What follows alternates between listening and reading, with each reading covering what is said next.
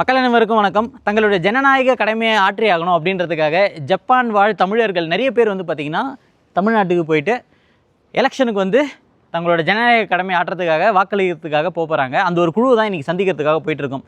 அவங்க தலைவர் யார், அவங்களோட ஐடியாலஜி வந்து இங்கே இருக்கக்கூடிய ஜப்பான் வாழ் தொண்டர்கள் வந்து என்ன நினைக்கிறாங்க, ஸோ கட்சி என்ன அப்படின்றது கண்டிப்பாக நீங்கள் கேட்பீங்கன்றது நல்லா தெரியுது. தமிழக வெற்றி கழகம் அப்படின்ற ஒரு கட்சியினுடைய ஒரு குழு தான் இன்றைக்கி போய் சந்திக்க போகிறோம். ஸோ என்னப்பா நீ போய்ட்டு அவங்களுக்கு ஆதரவாளராக நீ வந்து நிற்கிறியே அப்படின்னு வந்து நீங்கள் வந்து கேட்கலாம். எனக்கு வந்து சீமான் அண்ணனையும் பிடிக்கும், தமிழக வெற்றி கழகத்தையும் பிடிக்கும். புதிய கட்சிகள் யாராக இருந்தாலும் புதுசாக அவங்க வந்து ஒரு மாற்றம் கொண்டு வருவாங்க அப்படின்ற ஒரு நம்பிக்கை எனக்குள்ளே வந்து இருக்குது. ஸோ அதனால் அவங்க என்ன அழைப்புதல் கொடுத்ததுனால நம்ம போய் அவங்கள பார்க்க போகிறோம். வாங்க, அவங்களோட தொண்டனா அவங்க வந்து ஒரு புதிய கட்சி வருது அப்படின்னா அதில் ப்ரோஸ் அண்ட் கான்ஸ் நிறைய இருக்கும். அது தொண்டர்கள் எப்படி வந்து அதை அவங்க எப்படி நினைக்கிறாங்க, அவங்களுடைய எண்ணங்கள் எப்படி இருக்குது அப்படின்றத கேட்டு தெரிஞ்சுப்போம். மக்களே, இன்றைக்கி வந்து ஜப்பான் வாழ் தமிழர்கள் டிவிகே அப்படின்ற ஒரு கட்சியினுடைய ஆதரவாளர்களை தான் பார்த்து சந்திக்க போகிறோம். ஸோ நான் வந்து என்னோடய கேள்விகள் எல்லாமே நடுநிலைமையாக இருக்கும்.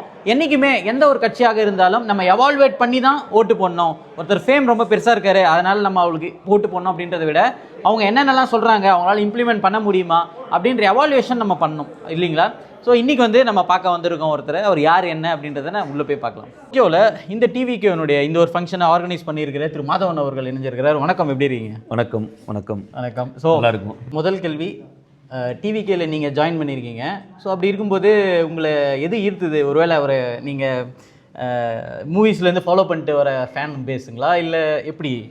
ஆமாம், பேசிக்காக தளபதியை எல்லாருக்குமே வந்து மூவிஸில் தான் தெரியும் ஆப்வியஸ்லி. ஸோ எனக்கும் அப்படி தான். அவர் வந்து என்னோட 9th ஸ்டாண்டர்டில் எனக்கு வந்து ஒரு ஹீரோவாக அறிமுகம் ஆகிறாரு. ஓகே.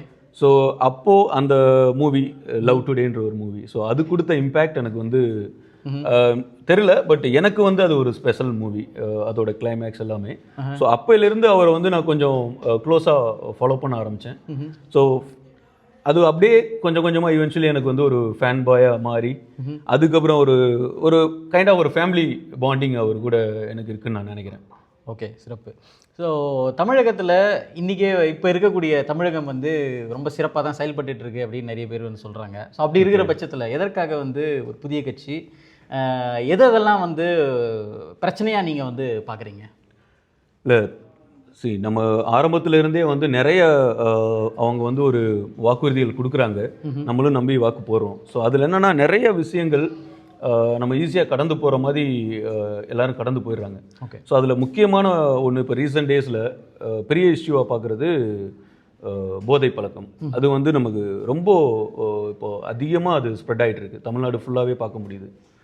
அடுத்த கட்டமாக சட்டம் ஒழுங்கு. ஸோ இந்த போதையினால் அதில் ஒரு இம்பேக்ட் வந்து இந்த சட்டம் ஒழுங்குலே ஏற்படுத்துது அந்த போதை பழக்கங்கள். ஓகே. ஸோ அதுவும் நம்ம கண் கூட பார்த்துட்ருக்கோம். எந்த அளவுக்கு அது வந்து நம்ம டெய்லி அந்த நியூஸில் படிக்கும்போது ரொம்ப கஷ்டமாக இருக்குது அந்த மாதிரி நியூஸ். அதுக்கப்புறம் ஃபைனலி பார்த்தா லஞ்சம் ஊழல். இது வந்து இப்போது அவங்க வந்து அந்த மாதிரி ஒரு ஆலமரம் மாதிரி ஒரு டீம் அவங்க. ஓகே. அவங்களால வந்து அதுலேருந்து வெளியில் வர முடியுமானே தெரியல. இப்போ இருக்கிற அரசியல் கட்சிகள்லாம் அவங்க அந்த ஒரு ஏகோசிஸ்டமை வந்து ஃபாலோ பண்ண அதை வச்சிருக்கணும்னா அவங்களுக்கு அதெல்லாம் பண்ணால் தான் அவங்களால வந்து சர்வே பண்ண முடியுன்ற மாதிரியான ஒரு இதில் மாட்டிக்கிட்டாங்க. ஸோ அதுக்கு தான் ஒரு புது கட்சி, அவங்க வந்து ஒரு மக்களுக்கு சேவை செய்யும் எண்ணம் கொண்ட கட்சி இப்போ தேவை அப்படின்னு தோணுது. ஓகே. ஸோ அப்படின்னா நீங்கள் சொல்கிறத வச்சு பார்க்கும்போது இப்போ ஆல்ரெடி இருக்கக்கூடிய இந்த போதை, இந்த கஞ்சா, இது எல்லாமே வந்து பார்த்தீங்கன்னா இவங்களும் கொலாபரேட், இவங்களுக்கும் ஒரு சம்பந்தம் இருக்குது அப்படின்றத வந்து நீங்கள் நம்புறீங்க, அப்படி தானே? இல்லை, நான் வந்து இவங்க அதெல்லாம் ஊக்குவிக்கிறாங்கன்னு நான் சொல்ல வரல. ஓகே. பட் கண்ட்ரோல் பண்ணக்கூடிய இடத்துல இருக்கிறவங்க அதை வந்து இன்னும் கொஞ்சம் டைட்டன் பண்ணியிருக்கணும் அப்படின்னு எனக்கு தோணுது. அவங்க அந்த கண்ட்ரோல் இன்னும் கொஞ்சம் ஸ்ட்ராங்காக இருக்கணும். ஏன்னா அதனால் பாதிக்கப்படுறது நம்ம இளைஞர்கள் தான். கண்டிப்பாக. ஸோ இப்போ வந்து பார்த்திங்கன்னா டிவிக்கு தமிழக வெற்றி கழகம்ன்றது ஒரு புதிய கட்சி. இந்த ஒரு புதிய கட்சியால் இந்த அளவுக்கு எக்ஸ்பீரியன்ஸ் இல்லாத ஒரு பார்ட்டியாக இருக்கும்போது எக்ஸ்பீரியன்ஸ் இருக்கிற பார்ட்டியே இப்போ திணறிட்டு இருக்கிறாங்க. அப்படின்ற பட்சத்தில் இவங்களால் இன்எக்ஸ்பீரியன்ஸ் பார்ட்டியாக இருக்கக்கூடிய தமிழக வெற்றி கழகம் எப்படி பர்ஃபார்ம் பண்ணுவாங்கன்னு நீங்கள் நினைக்கிறீங்க? இல்லை, அதுதான் வந்து இப்போது அவங்க வந்து இப்போ மேனிஃபெஸ்டோலேருந்து எல்லாமே வந்து ரெடி பண்ணி அவங்க எல்லா பிளான்ஸும் வந்து அவங்க போட்டுட்ருக்காங்க. ஸோ இதை எப்படி ரன் பண்ணணும் செய்யணுன்றது ஆப்வியஸ்லி வந்து சிஸ்டமில் ஒரு பெரிய சேஞ்சஸ் தேவைப்படும். இப்போ ஃபார் எக்ஸாம்பிள் வந்து காலேஜஸ்லேயும் ஸ்கூல்ஸ்லேயும் ஆன்டி ட்ரக் ஒரு அதுக்கான ஒரு குரூப் வந்து அசைன் பண்ணுவோன்னு சொல்லியிருக்காங்க. ஓகே. ஸோ அது ஒரு நல்ல இனிஷியேட்டிவாக நான் பார்க்குறேன். ஓகே. ஏன்னா அதுலேருந்து தான் வந்து ஸ்ப்ரெட் ஆகுது. ஒரு ஈவன் சாக்லேட்ஸில் வந்து இப்போ வந்து கஞ்சா இருக்குன்றாங்க. ஸோ அந்த மாதிரி ஒரு இது வந்து நமக்கு அங்கே ஒரு கைண்ட் ஆஃப் இன்ஃபார்மர் மாதிரி ஒரு குரூப் இருந்தால் அது நம்ம அங்கேயே கண்ட்ரோல் பண்ண முடியும். ஓகே. ஸோ இது மட்டும் இல்லாமல் மேனேஜ்மெண்ட் வகையிலே இன்னும் நிறைய விஷயங்கள் இருக்குது இல்லைங்களா? எக்ஸ்பீரியன்ஸ்ன்றது எந்தெந்த டைமில் என்னென்ன டிசிஷன் கரெக்டாக எடுக்கணும் அப்படின்றது பாலிடிக்ஸில் வந்து நிறைய இருக்குது. அந்த வகையில் வந்து பார்த்தீங்கன்னா இன்எக்ஸ்பீரியன்ஸ் பார்ட்டி அப்படின்னும் போது நீங்கள் எப்படி அதை பார்க்குறீங்க? இதுக்கும் வந்து என்னன்னா, நான் ஆக்சுவலாக கட்சி ஆரம்பிக்கிறதுக்கு முன்னாடியே நற்பணி மன்றமாக இருந்த ஒரு ரசிகர் மன்றமாக இருந்து அடுத்து மக்கள் இயக்கமாக மாறி அந்த மக்கள் இயக்கத்து வழியாகவே கிட்டத்தட்ட ஒரு 100+ கவுன்சிலர்ஸ் எங்களால் ஜெயிக்க முடிஞ்சது. ஓகே. ஸோ எதனாலனா அவங்க வந்து மக்களோட மக்களாக இருக்காங்க, அவங்களோட பிரச்சனைகள் தெரியும், அதை வந்து டே டு டே அவங்க ஃபேஸ் பண்ணி அதை வந்து அவங்க சால்வ் பண்ணி அவங்களால முடிஞ்ச நல்லதை பதவியில் இல்லாதப்போ அரசியல் ஆசை இல்லாதப்போ அரசியல் கட்சி ஆரம்பித்து நம்ம அரசியல்வாதி ஆக போகிறோன்னு தெரியாமையே அவங்களாம் ஒரு நல்ல எண்ணத்தில் பண்ணி ஒரு நேம் வச்சு அவங்க வந்து இவ்வளோ தூரம் பண்ண முடிஞ்சது. ஸோ அந்த எண்ணம் இருந்தால் எதுனாலுமே பண்ணலாம் அப்படின்றது தான் எங்களோட கருத்து.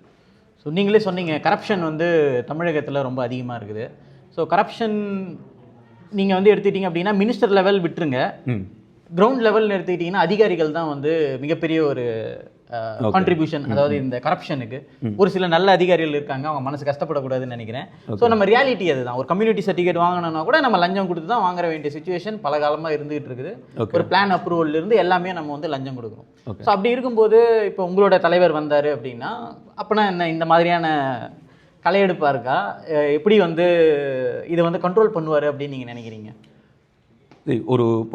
இப்போ நம்ம வந்து பேசிக்காக நம்ம ஒரு ஐடி ஃபீல்டில் இருக்கோம். இது ஐடி ஃபீல்டில் ஒரு எக்ஸாம்பிளுக்காக சொல்கிறேன்.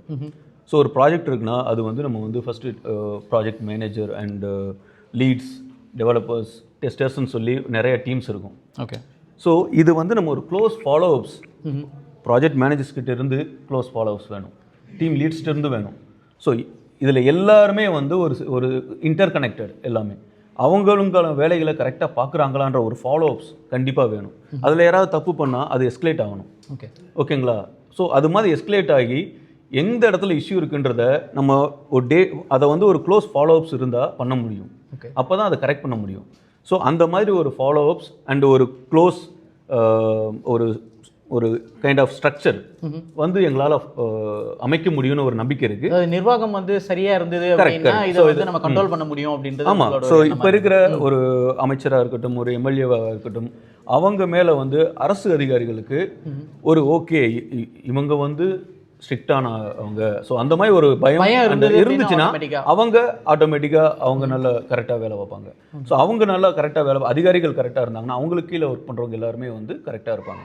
ஸோ இப்போது தலைவர் விஜய் அவர்கள் வந்து உங்களுக்கே தெரியும், அவர் வந்து ஒரு அதிக உச்சபட்சமான ஒரு சம்பளத்தில் நடிக்கக்கூடிய ஒரு நடிகராக இருந்து இப்போ அவர் வந்து விட்டுட்டு வர்றாரு. ஒரு மனுஷனுக்கு அதிகபட்சமாக நமக்கு வந்து ஆசை எப்படி இருக்கும் அப்படின்றது ஒரு சராசரி மனுஷனுக்கு சொல்கிறேன். பணம், அடுத்து புகழ், அடுத்து பதவி, பவர், அதாவது பவர் ஏதாவது. ஸோ இப்போ வந்து பணம் அவர்கிட்ட தேவைக்கு அதிகமாகவே இருக்குதுன்னு சொல்லியிருக்காரு அவரே. ஸோ புகழும் அவருக்கு, புகழ் உங்களுக்கே தெரியுமா, அவர் உலகத்தில் அளவில் இருக்குது.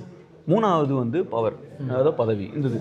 ஸோ இப்போ பதவி வந்து தான் நம்ம அந்த இது பவர் வாங்கணும்னு கிடையாது. அவர் நினச்சிருந்தா ஆளுங்கட்சியில் இருக்கிறவங்களுக்கு அவங்களோட ஏதாவது ஒரு ஸ்கீமை ஜஸ்ட் ஒரு ட்வீட்டில் பாராட்டி போட்டாலே போதும். ஸோ ஆளுங்கட்சி அவங்களுக்கு கடைசி வரைக்கும் சப்போர்ட் பண்ணும், அந்த ஆட்சி இருக்கிற வரைக்கும். ஸோ இந்த மாதிரி அவர் ஈஸியாக பண்ணிட்டு போகலாம். அவர் வந்து ஒரு சொகுசு வாழ்க்கையை இப்படியே கண்டினியூ பண்ணிட்டு போயிருக்கலாம். இந்த வந்த ஒரு 3 இயர்ஸில் உங்களுக்கே தெரியும் அவர் எந்த அளவுக்கு வேணால் ஸ்ட்ரகிள்ஸ் ஃபேஸ் பண்ணியிருக்காரு. ஸோ அந்த அளவுக்கு அவர் ஃபேஸ் பண்ண வேண்டிய அவசியம் இல்லை. ஸோ இது எதுக்காக அவர் பண்ணுறாரு அப்படின்றது ஸோ எங்களுக்கு அது தெளிவாக தெரியுது. ஸோ அது வந்து இப்போது மற்ற கட்சிக்காரங்க அதை எப்படி பார்க்குறாங்க அதெல்லாம் எங்களுக்கு தெரியாது. எங்களுக்கு அவர் மேலே அதிகபட்சமான நம்பிக்கை இருக்குது. ஸோ இப்போ இருக்கக்கூடிய ஆளுங்கட்சி வந்து பார்த்தீங்கன்னா ஆல்ரெடி பான்சி ஸ்கீம் வந்து நிறைய வந்து கொடுக்குறாங்க. ஓகேங்களா? இன்றைக்கி வந்து தமிழகம் வந்து கிட்டத்தட்ட 8.5 லட்சம் 10 லட்சம் கோடி அப்படின்ற கடனில் வந்து ஒருத்தர் தலையிலும், உங்கள் தலையிலும் எங்கள் தலையிலும் பல லட்சம் ரூபாய் ஆல்ரெடி கடன் வந்து இருக்குது, டெப்ட் இருக்குது தமிழக அரசாங்கத்துக்கு மேலே. அப்படி இருக்கிற பட்சத்தில் இன்ஃப்ராஸ்ட்ரக்சருக்கு நிறைய பேர் வந்து டெவலப் பண்ணலாம். ஸோ இன்ஃப்ராஸ்ட்ரக்சர் தான் வந்து பார்த்தீங்கன்னா ஃபியூச்சர், நம்மளுடைய எதிர்காலம் வந்து நம்ம நாட்டினோட கட்டமைப்பில் தான் இருக்குது அப்படின்னு வந்து நான் என்றைக்குமே வந்து பார்க்கக்கூடிய ஒரு ஆள். அப்படி இருக்கிற பட்சத்தில் உங்கள் தலைவர் என்ன சொல்லியிருக்காருன்னா, இந்த மாதிரி நாங்கள் பெண்களுக்கு வந்து இவ்வளோ கொடுக்குறோம், இல்லை இந்த ஸ்கீம் வந்து நாங்கள் இவ்வளோ காசு தரோம் அப்படின்னு சொல்லிட்டு இப்போ இருக்கக்கூடிய ஆளுங்கட்சி எந்த அளவுக்கு கொடுக்குறோன்னு சொல்கிறாங்களோ அதை விட கொஞ்சம் அதிகமாகவும் ஒரு சில இடங்களில் அவங்களுக்கு ஈக்குவலாகவும் இருக்கிற மாதிரி வந்து பார்க்குறேன். அது நீங்கள் எப்படி வந்து பார்க்குறீங்க? இல்லை, அதெல்லாம் வந்து இப்போது அகைன் நமக்கு ஒரு மக்களுக்கு ஒரு நல்ல விஷயங்கள் கொண்டு சேர்க்கணும் அப்படின்றதுல ஒரு சில விஷயங்கள் அவரை எம்பவர் பண்ணுறதுக்கும் நம்ம பண்ண வேண்டியதாக இருக்குது. அதில் ஒரு ஒரு கட்டமாக தான் நான் வந்து இதை பார்க்குறேன். அண்ட் அகைன் இதெல்லாம் எப்படி அச்சீவ் பண்ண போகிறோம்? நீங்கள் வந்து ஏற்கனவே வந்து இவ்வளோ டெப்ட் இருக்குது தமிழ்நாடுக்குன்னு சொல்லுவாங்க. ஸோ அப்படி அந்த பாயிண்ட்டுக்கு நான் மெயினாக சொல்ல போகிறேன்னா, ஆல்ரெடி தளபதி ஒரு மீட்டிங்கில் சொல்லியிருந்தார், அது மாதிரி தமிழ்நாட்டில் ஜிஎஸ்டி அதெல்லாம் இருக்கட்டும், அதெல்லாம் தவிர எஸ்எஸ்டின்னு ஒன்று இருக்குது அப்படின்னு சொல்லியிருந்தாரு. ஓகே. ஸோ எஸ்எஸ்டின்னு தெரியுமான்னு தெரியலன்னு நீங்கள் சர்ச் பண்ணி பாருங்கள். ஓகே. அந்த எஸ்எஸ்டியே கிட்டத்தட்ட 30% அப்படின்றாங்க. ஸோ அந்த எஸ்எஸ்டி கட் பண்ணாலே அதில் இருந்து நம்ம எவ்வளோ கட்டமைப்புகள் வந்து டெஃபினெட்லி பண்ண முடியும். அதெல்லாம் வந்து ஃபோர்காஸ்ட் பண்ணி தான் எங்கள் தலைவர் வந்து இந்த அறிவிச்சிருப்பாரு அப்படின்றத நாங்கள் ஸ்ட்ராங்காக நம்புவோம். ஓகே. என்னோட கடைசி கேள்வி, ஓகே, 5 வருஷத்தில் பெரிய மாற்றங்களை வந்து கொண்டு வர முடியும் அப்படின்னு நீங்கள் நினைக்கிறீங்களா? ஏன்னா ஒருத்தர் பதவி ஏற்று அவர் அந்த விஷயங்களை தெரிஞ்சுக்கிட்டு அதெல்லாம் இந்த சிஸ்டம் எல்லாத்தையும் கண்ட்ரோல் பண்ணுறதுக்கே நம்மளுக்கு ஒரு காலம் எடுத்துக்கும். புரியுதுங்களா? யாரும் எடுத்த உடனே நாளைக்கே 100% அப்படின்றத யாரும் வந்து எக்ஸ்பெக்ட் பண்ணல. அப்படி இருக்கிற பட்சத்தில் 5 வருஷத்துல பெரிய அளவில் அச்சீவ் பண்ணுவாரு இந்த ஒரு ஆப்பர்ச்சுனிட்டி கொடுத்தா அப்படின்னு நீங்கள் நினைக்கிறீங்களா? கண்டிப்பாக அந்த நம்பிக்கை இருக்குது. நீங்கள் சொல்கிற மாதிரி 5 வருஷத்துல எல்லாத்தையும் புரட்டி போட முடியுமானா அது டெஃபினட்டாக ப்ராக்டிக்கலி இம்பாசிபிள். பட் அதுக்கான ஒரு ஸ்டெப், ஒரு விதை வந்து கண்டிப்பாக தாவேக்கா போடும் அப்படின்ற நம்பிக்கை எங்களுக்கு ரொம்ப ஸ்ட்ராங்காக இருக்குது. சூப்பர். ஸோ இவ்வளோலாம் பேசுகிறோம், யார் போய் ஓட்டு போட போகிறது அது சொல்லுங்கள். போகிறோம், நான் போகிறேன். இப்போது நேற்று என்னோட ஃப்ரெண்டு கலிக் போனான். இன்னும் 2 பேர் இங்கேருந்து போகிற பிளான் இருக்குது. ஸோ உங்களுக்கே தெரியும், ஜப்பான்லேருந்து இதுக்காக போகிறதுன்றது அவ்வளோ ஈஸியான விஷயம் இல்லை. பட் ஸ்டில் அதுக்கு வந்து நாங்கள் போயே தீருவோம் அப்படின்னு இருக்கிற நண்பர்களும் இங்கே இருக்காங்க, தோழர்கள் இருக்காங்க. ஸோ அதெல்லாம் நம்ம அண்ணனுக்காக கண்டிப்பாக நாங்கள் பார்த்துக்கோங்க. உங்களோட ஓட்டர் ஐடியில் ஓட்டர் லிஸ்ட்டில் வந்து உங்கள் பேர் இருக்கா அப்படின்னு செக் பண்ணி எல்லாம் செக் பண்ணியாச்சு, அதெல்லாம் இருக்குது, ஒன்றும் பிரச்சனை இல்லை. அதையும் தாண்டி அங்கே போய் பார்ப்போம் என்ன நடக்குது. ஸோ உங்களுடைய எண்ணங்கள் நிறைவேற வாழ்த்துக்கள். தேங்க்யூ. ஸோ நம்மளோட வந்து பார்த்தீங்கன்னா அஜித் ஃபேன்ஸ் வந்து இணைஞ்சிருக்காங்க. அஜித் ஃபேன்ஸ் எதுக்காக வந்து டிவிகேல வந்து இணைஞ்சிருக்காங்க அப்படின்ற விஷயங்களை அவங்க கிட்ட கேட்டு தெரிஞ்சுக்கலாம் வாங்க. வணக்கம் ப்ரோ, உங்கள் பேர் என்ன, எந்த ஊர் நீங்கள்? என் பேர் விக்னேஸ்வரன், திருச்சி டிஸ்ட்ரிக்ட் தொட்டியத்துலேருந்து வந்துடுறேன். ஓகே. எத்தனை வருஷமா ஜப்பானில் இருக்கீங்க? நான் ஜப்பானில் ஒரு 11 வருஷமாக இருக்கேன். ஓகே. என்ன டிவிகே, ஒய் டிவிகே? இல்லை, நம்ம வந்து ரொம்ப நாளாகவே வந்து நிறைய பேர் பார்த்துட்டோம். ஒன்றும் அந்த அளவுக்கு இம்ப்ரூவ் பண்ணுற மாதிரி தெரியல எஸ்பெஷலி. அதனால் நம்மளோட விஜய் பர்டிகுலராக எந்த துறையில் சொல்கிறீங்க? பர்டிகுலர் பார்த்தீங்கன்னா பெண்கள், அதுக்கப்புறம் சட்டம் ஒழுங்கு, பாதுகாப்பில் ஊர்லேயே எங்கள் அம்மா சொல்லிட்டு இருக்காங்க, ரொம்ப சரியில்லை சொல்லிட்டு இருக்காங்க. சரி நம்ம என்னடா பண்ணுறக்கும் போது ஒரு புது ரத்தம் வர்றதுக்கு, புது ரத்தம் பாய்ச்சதுக்காக நாங்கள் வந்து வேற ஒரு நடிகரோட ஃபேன்ஸ், தலை ஃபேன்ஸாக இருந்தாலுமே சப்போர்ட் பண்ணுவோம் அப்படின்னு உறுதியை வந்துடும். எழுவோம், கான்ஃபிடென்ட்டாக இருங்க. ஓகேங்க, சூப்பர். உங்கள் பேர் என்னங்க, எந்த ஊர்? பேர் அருண் பிரதர், நம்ம ஊர் வந்து தேனி. ஸோ நானும் வந்து அஜித் ஃபேன் தான். பட் ஜப்பானில் ஒரு 15 வருஷமா இருக்கேன். என்னன்னா நம்ம தமிழ்நாட்டுக்கு ஒரு மாறுதல் வந்துடாதான்றதுனால வந்து நம்ம வந்து என்ன பிரச்சனை இருக்குன்னு நீங்க பாக்குறீங்க உங்க கண்ணோட்டத்துல? பிரச்சனை வந்து நம்ம ஊர்ல நிறைய பிரச்சனை இருக்கு. பட் ஏதாவது ஒன்று தீர்ந்தா நல்லா இருக்கும்ன்றது நான் நினைக்கிறது. ஏன் டிவிக்கு சப்போர்ட் பண்றது கேட்டீங்கன்னா, நமக்கு வந்து ஊழல், ஸோ ஊழலில் லஞ்சம் இல்லாத ஒரு மாநிலமா இருக்கும் தமிழ்நாடு இருக்கும் நம்ம விஜய்க்கு சப்போர்ட் பண்ணா. ஸோ வந்து அதுதான் மெயினாக வந்து நினைக்கிறோம். ஸோ அதே மாதிரியே வந்து ஒரு மோனோபோலியா போயிட்டு இருக்கிறது வந்து என்னைக்குமே நம்ம நாட்டுக்கு நல்லது கிடையாது. ஸோ நமக்கு ஒரு மாறுதல் தேவைப்படுது. ஸோ அந்த வேணும் அப்படின்னு நீங்க எதிர்பார்க்குறீங்க? அதை எதிர்பார்க்குறோம். அதனால தான் டிவிக்கு சப்போர்ட் பண்ணுறோம். இன்னொன்று வந்து என்னன்னா, நான் எங்களால் ஒரு சில சிச்சுவேஷன்ஸ்னால வந்து ஊருக்கு போய் வந்து ஓட்டு போட முடியாது.